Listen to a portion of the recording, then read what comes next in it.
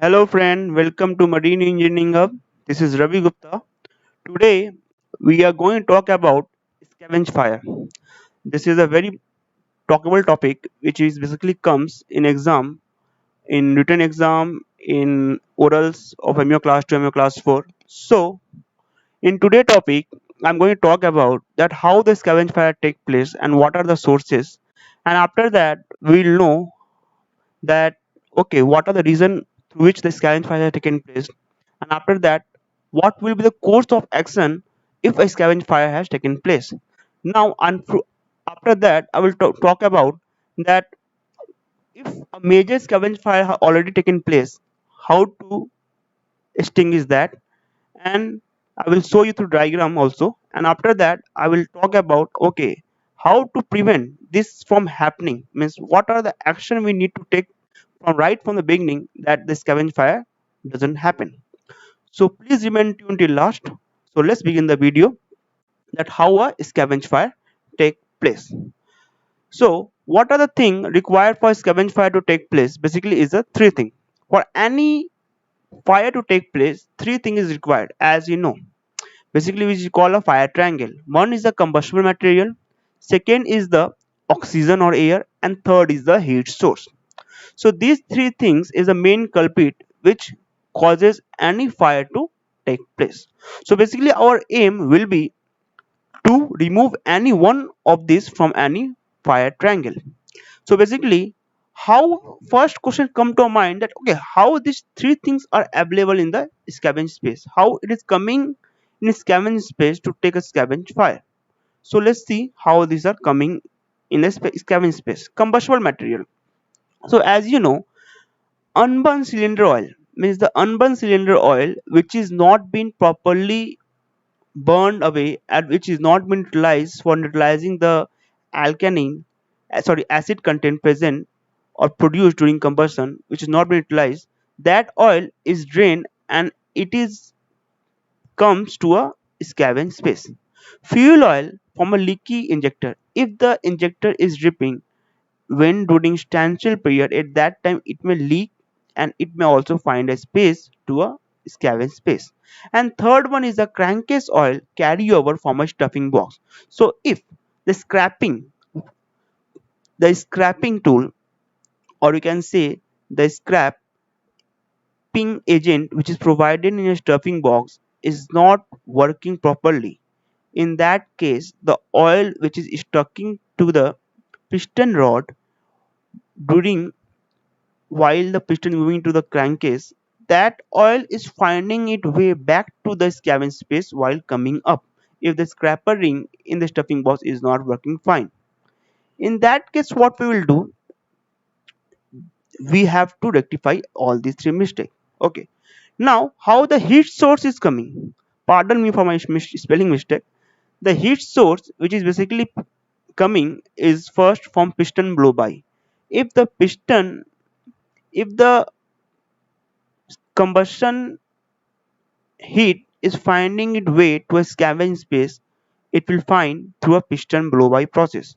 It means that either the liner is worn out, or a piston is worn out, or the ring is worn out. So we need to take care of that. Second is the slow ignition or afterburning. If the injection is not proper, in that case, because of slow ignition or afterburning, this heat source may find its way when the piston is moving down after combustion, means the burning is continue and the piston has moved down. In that case it will find a space to a scavenge space.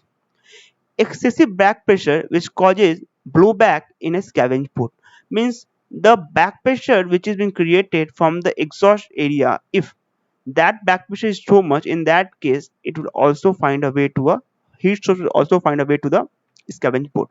Now oxygen, as you know, the scavenge space is the space where the air is collected so that it can be provided for combustion to the engine. So the amount of air, means oxygen or air, is present in ample amount in scavenge space by default.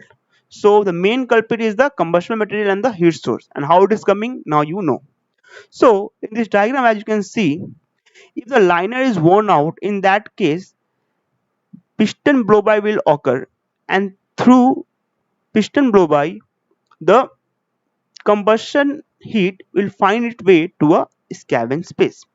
If the scraper ring of the the stuffing box is not proper, the oil sticking to the piston rod will find its way to the scavenge space.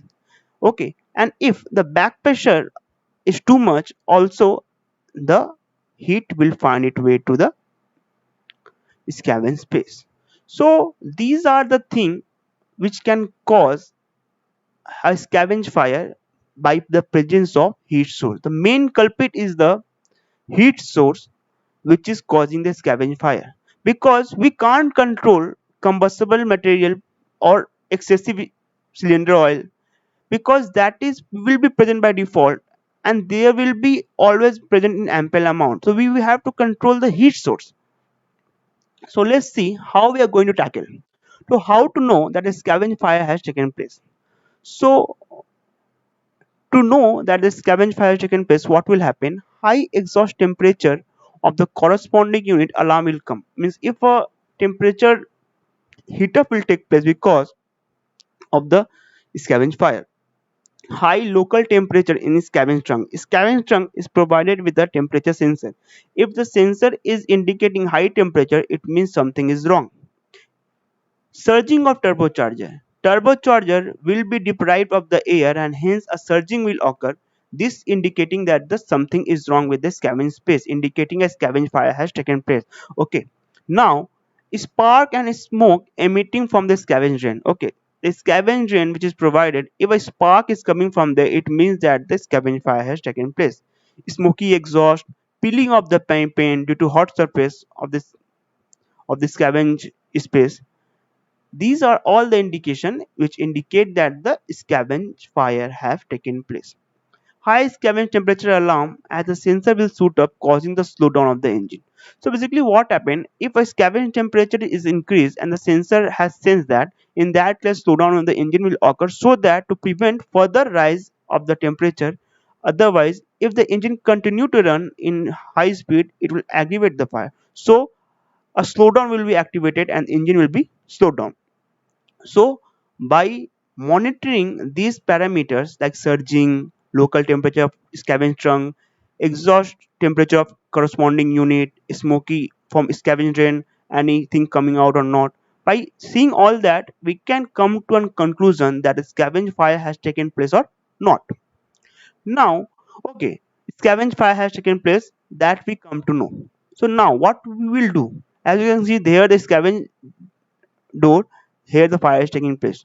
So okay, and this is the scavenge drain. So suppose a scavenge fire has taken place, so what we will do? So what will the course of action?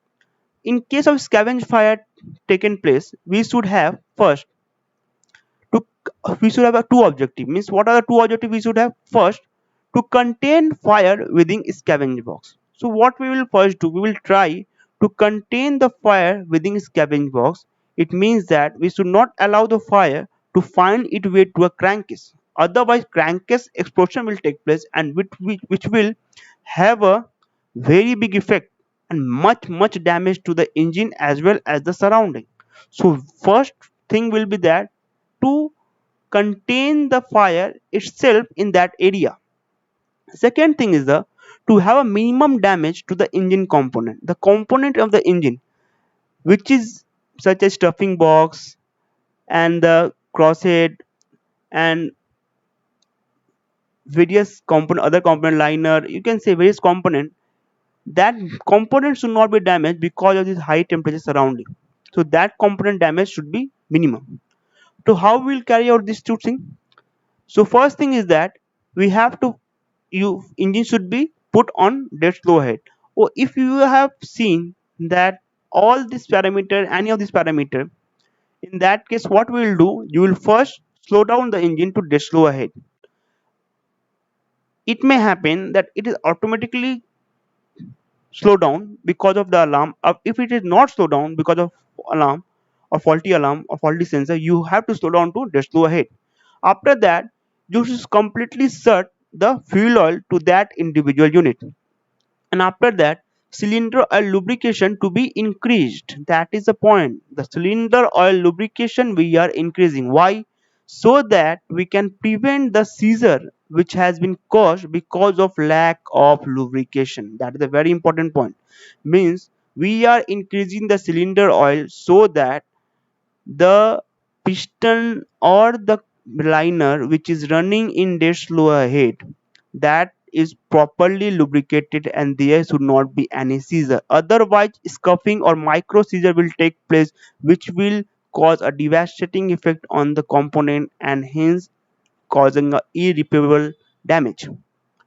Scavenge drain should be completely shut. Okay, the scavenge drain which is provided there should be completely shut. Okay, so that no any fire components coming out from the scavenge drain.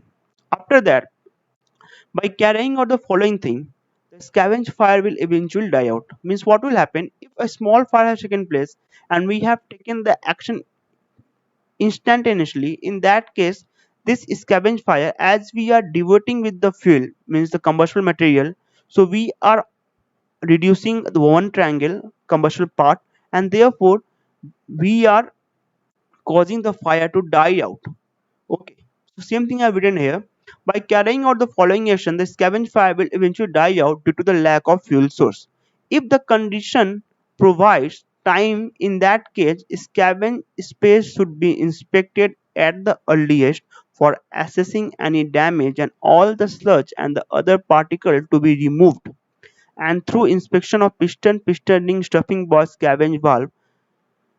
Okay, so basically what I mean to say is that as you can see, the scavenge area should be clean properly after the scavenge fire, and the thing such as piston, piston ring, stuffing box, and the liner and the scavenge ports, scavenge valves, all these things after the scavenge fire taken place, we need to check.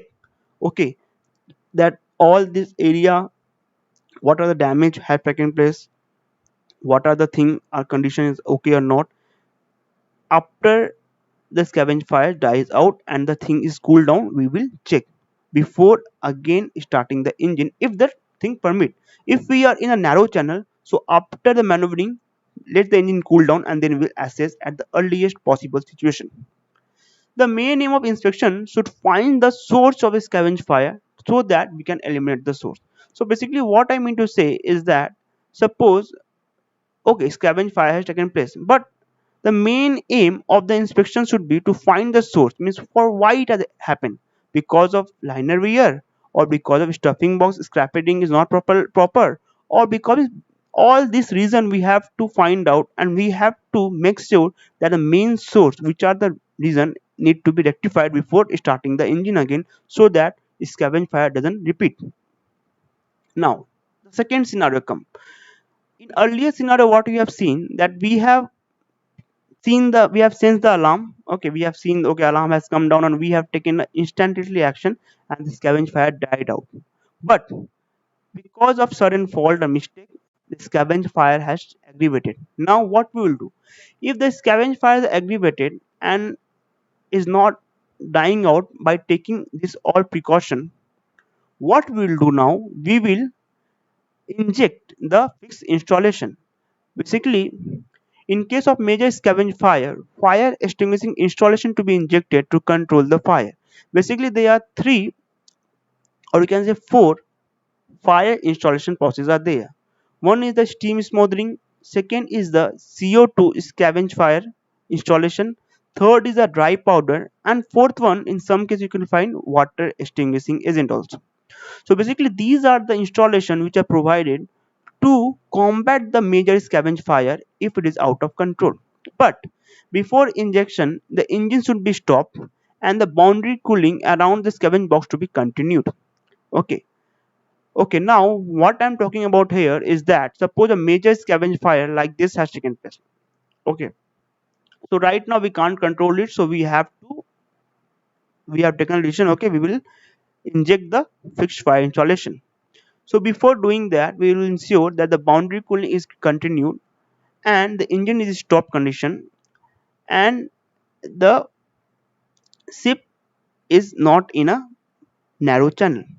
After that, after injection, we will wait. Means now that after doing all that, we inject the thing, CO2 or steam or dry powder, whatever will inject the installation.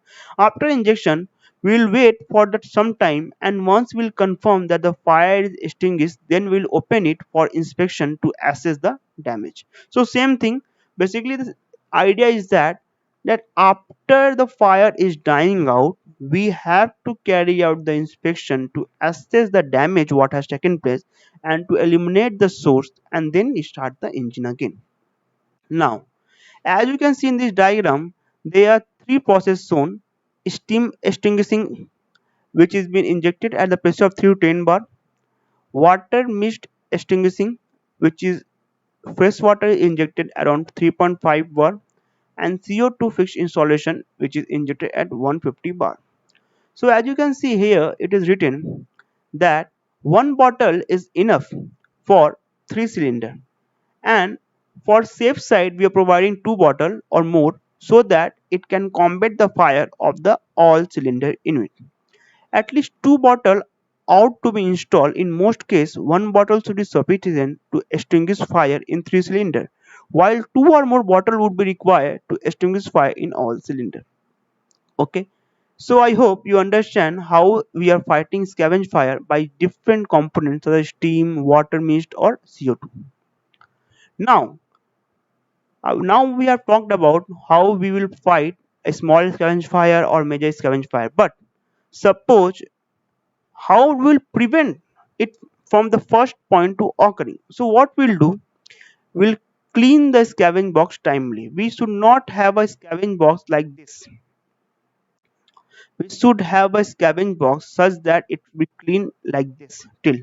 When this type of scavenge box cleaning we will carry out after every month or of 2 months depending upon the amount of residue buildup, okay, and company requirement, so that we can remove the combustible material, because these are the combustible material which is causing the combustion. Second thing, we will clear the drain of the scavenge box so that the mm, unburned product is being drained by the drain to a scavenge drain box. Through a scavenge drain box, this line we will clear and blow it by air so that to ensure the scavenge drain is clear such that the drain from the combustion space is being drained to a scavenge drain box. Okay. Cylinder lubrication feed rate and the injection point to be checked. Very important point. If the lubrication is proper, in that case, the system will be free and the system will be healthy. As you can see here, this is the unhealthy system. Means the carbon deposit has taken place and the piston ring is sticky because it has loosened its inert tension. And this is the healthy condition system where the thing is cleared.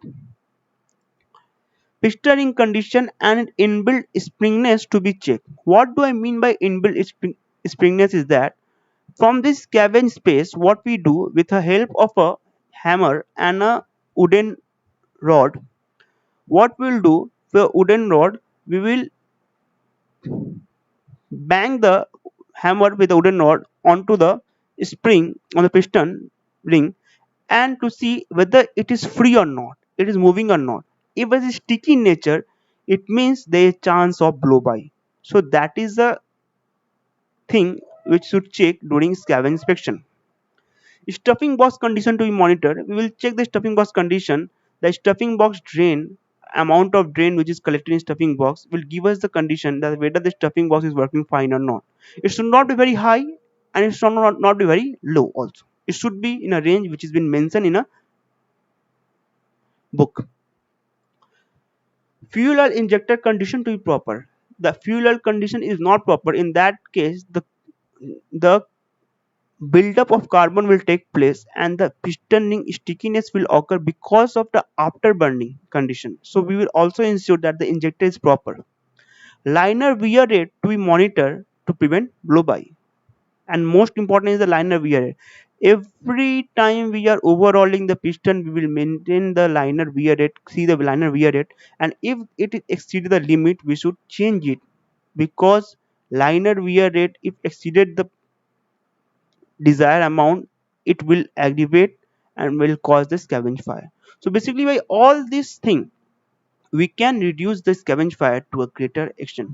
So I hope you have learned today and how a scavenge fire will be prevented, and how we are going to fight with a major scavenge fire or a small scavenge fire, and what are the conditions which are leading to a scavenge fire. I hope you like the video. Please do subscribe and please do share with your friend, and please have a good day. Have a good day, friend.